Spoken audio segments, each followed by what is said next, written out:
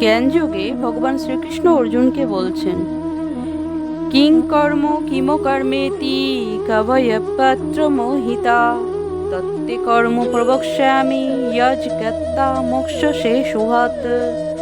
অর্থাৎ কাকে কর্ম ও কাকে অকর্ম বলে তা স্থির করতে বিবেকী ব্যক্তিরাও বিমোহিত হন। এখন আমি সেই কর্ম সম্বন্ধে তোমাকে উপদেশ করব, যে বিষয়ে অবগত হয়ে তুমি সমস্ত অশুভ অবস্থা থেকে মুক্ত হবে।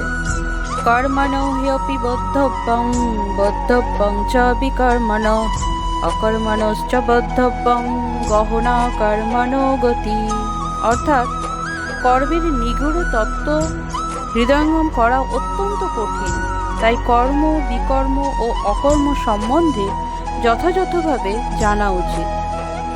কেউ যদি সত্যিই জড়জগতের বন্ধন থেকে মুক্ত হতে চায়, তবে তাকে কর্ম অকর্ম ও বিকর্মের পার্থক্য জানতে হবে।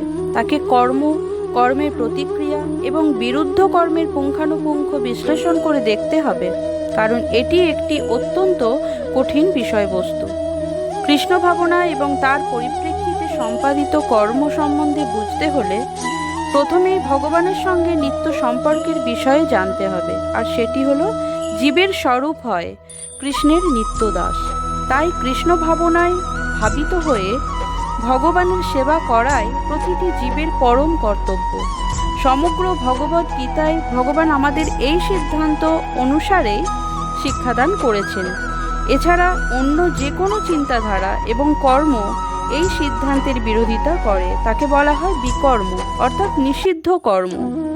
এই সমস্ত তত্ত্বজ্ঞান সম্পূর্ণভাবে উপলব্ধি করতে হলে তত্ত্বজ্ঞ কৃষ্ণ ভাবনাময় ভক্তের সঙ্গ করতে হবে, সাধু সঙ্গ করতে হবে এবং তাদের কাছ থেকে গূঢ় রহস্য বা এই জ্ঞানের যথার্থ মর্ম সম্বন্ধে শিক্ষা গ্রহণ করতে হবে। এভাবে জ্ঞান আহরণ সরাসরি ভগবানের কাছ থেকে জ্ঞান আহরণ করার মতোই। তা না করলে এমনকি বড় বড় বুদ্ধিমান মানুষেরাও পর্যন্ত বিভ্রান্ত হয়ে পড়ে। হরে কৃষ্ণ, রাধে রাধে।